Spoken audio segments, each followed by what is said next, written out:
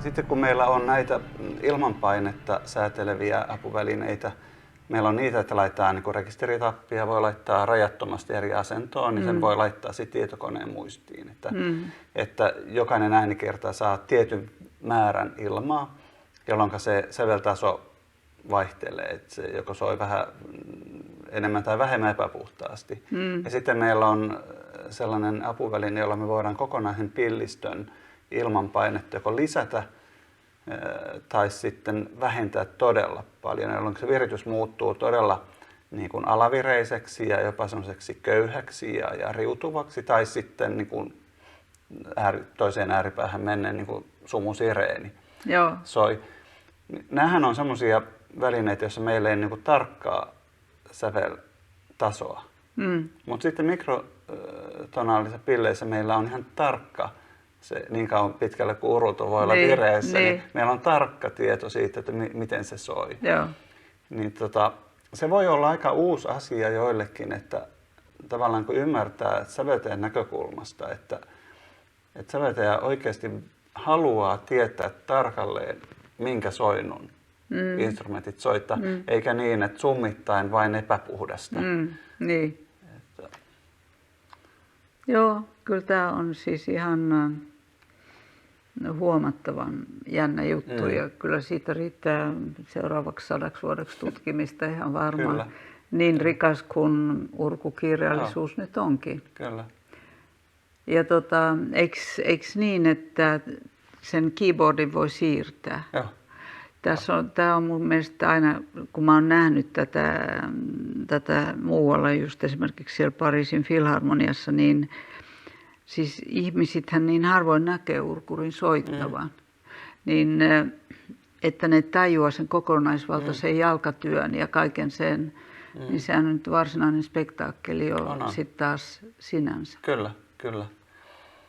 Ja sitten meillä on näitä yläsäveläänikertoja. Mä mietin, kun sä sävellisit Maan varjot -teosta uruille ja orkesterille ja sitten niissä rekisteröintiohjeissa, jotka olet laatinut Oliver Latrin kanssa, niin siellähän on ensimmäisessä osassa hyvin paljon niin alikvoottirekisteröintejä.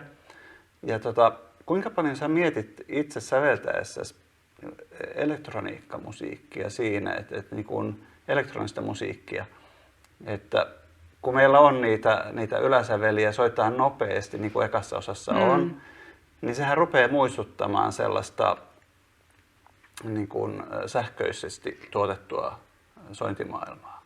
No se on totta, mutta en mä siinä sitä ajatellut, vaan siinä mua kiinnosti nimenomaan ne erilaiset sointivärit ja mahdolliset epäpuhtaat intervallit, siis niin kuin epäpuhtaat eli mikrosävelisit.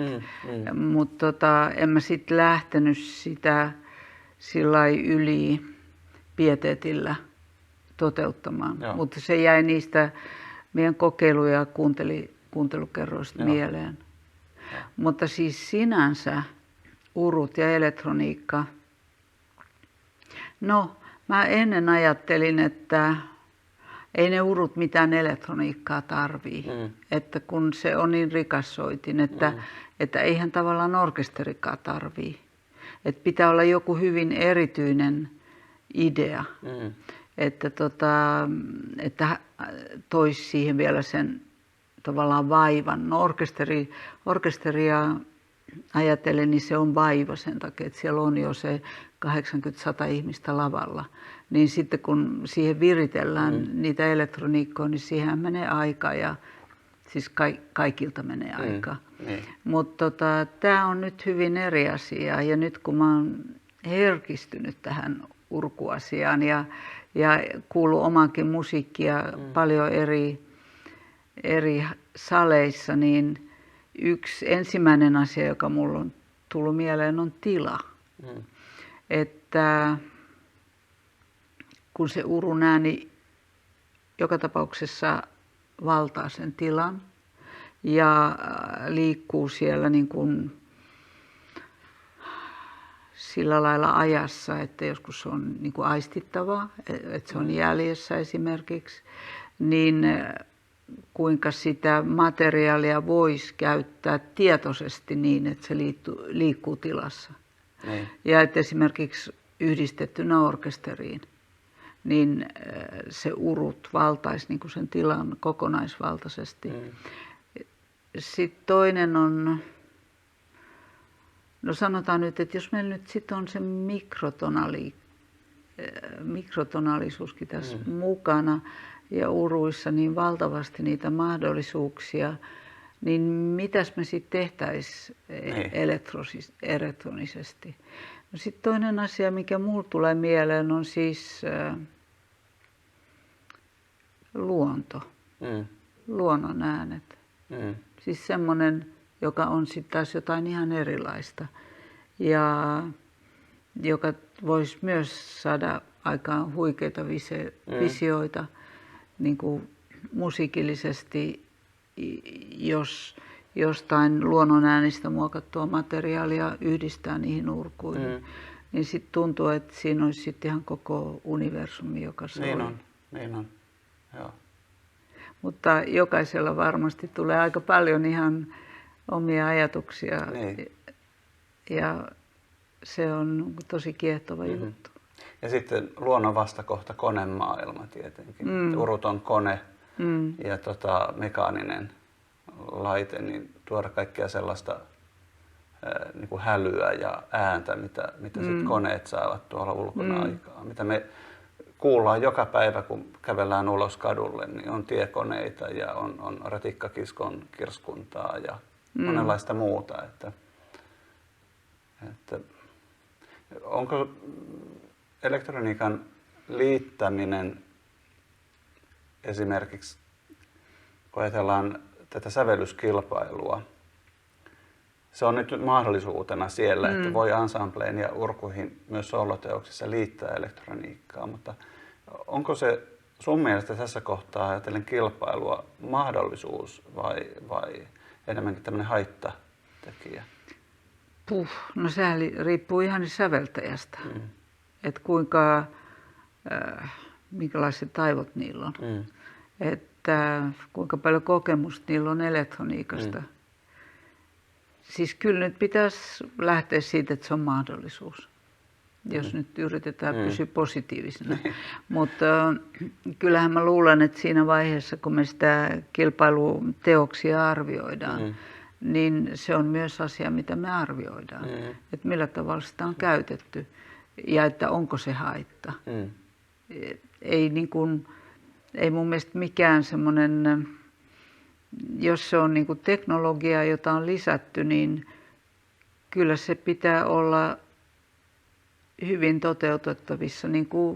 Niin kuin nuotinnossa ei saa olla mahdotonta.